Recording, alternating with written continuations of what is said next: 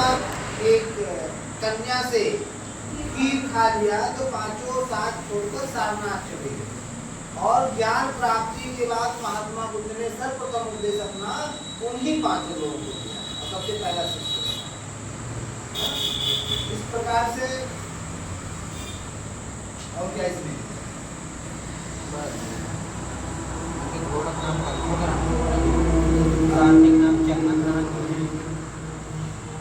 जा रही है।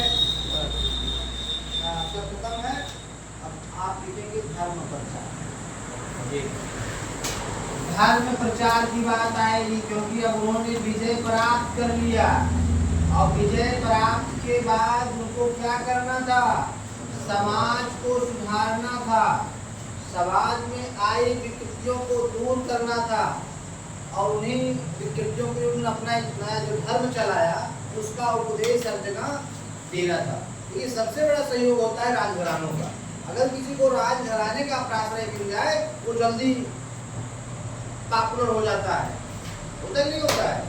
आम आदमी ही चल रहा है, किसी एक चीज का प्रचार कोई पॉपुलर व्यक्ति कर देता है तो लोग उसको तब जान जाते हैं नहीं बड़ा चीज है और नहीं तो लोग नहीं जानते।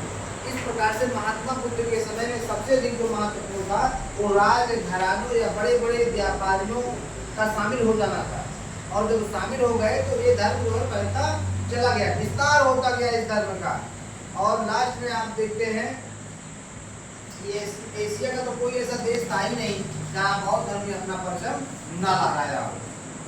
यूरोप और अमेरिकी कंट्रियों को छोड़कर, क्योंकि उस समय हमारे साथ में जुड़े नहीं थे, लेकिन जो हमारी दुनिया थी वो आप यूनान, ईरान, इराक या टापू देश जो 1200 थे, चाइना, जापान, ये सब बौद्ध में।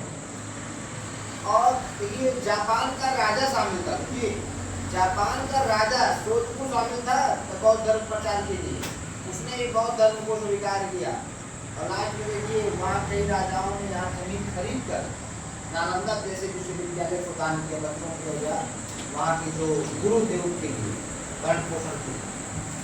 तो धर्म प्रचार में सबसे पहली चीज है, आप जानते हैं कि उन्होंने अपना सबसे अधिक धर्म प्रचार कहाँ किया था, जहाँ आप लोग ये क्षेत्र अवध से, और सबसे अधिक वर्षा काल श्रावस्ती में बिताया था उन्होंने, है ना। तो ये हमारे आसपास है। डाको अंगुली माल भी यही करता जो बाद में इनका शिष्य बना। तो अपनी शिक्षाओं से ऐसा नहीं है कि वो जब विचरण तो करते रहे पूरे भारत में, लेकिन सबसे अधिक यही रहे, अवध में ही रहे। अवध में इनका बहुत सारा समय बीत गया। उस समय के जितने राजा थे वो सब इनका राजा से प्राप्त हुआ।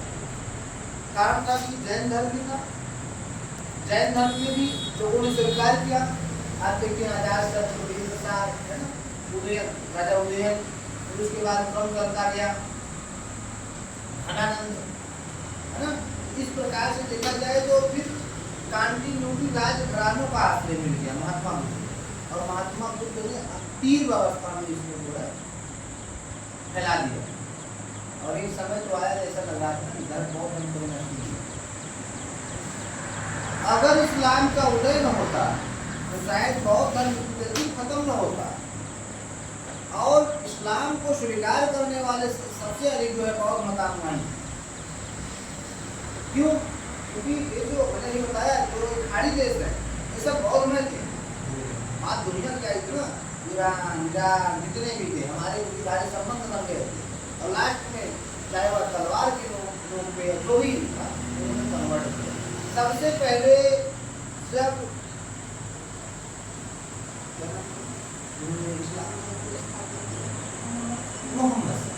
मोहम्मद साहब को जब सबसे पहले ज्ञान प्राप्त हो गया 629 है ना, तो उन्होंने जब मक्का से मदीना गए उनको देखिए वो राजघरानों की दुश्मनी थी, उनको सेना की आवश्यकता थी। बाद में वो सेना बना ली। तो सबसे पहले उन्होंने जिन 10,000 अनुयायियों को अपना शिष्य बनाया वो सब बौद्ध मता अनुयायी। और फिर संघर्ष होता गया, लोग कन्वर्ट हो गए। आप देखते हैं बहुत समय बीत गया ना, कई 100 साल बीत गया तो लोग कन्वर्ट हो गए। अभी जम्मू कश्मीर की बात नहीं थी, वहाँ मुसलमान तो नहीं, पढ़ेंगे आगे चल के मेडिकल हिस्ट्री में, वो एक केवल वहाँ हिंदू थे और कन्वर्ट है सब A to Z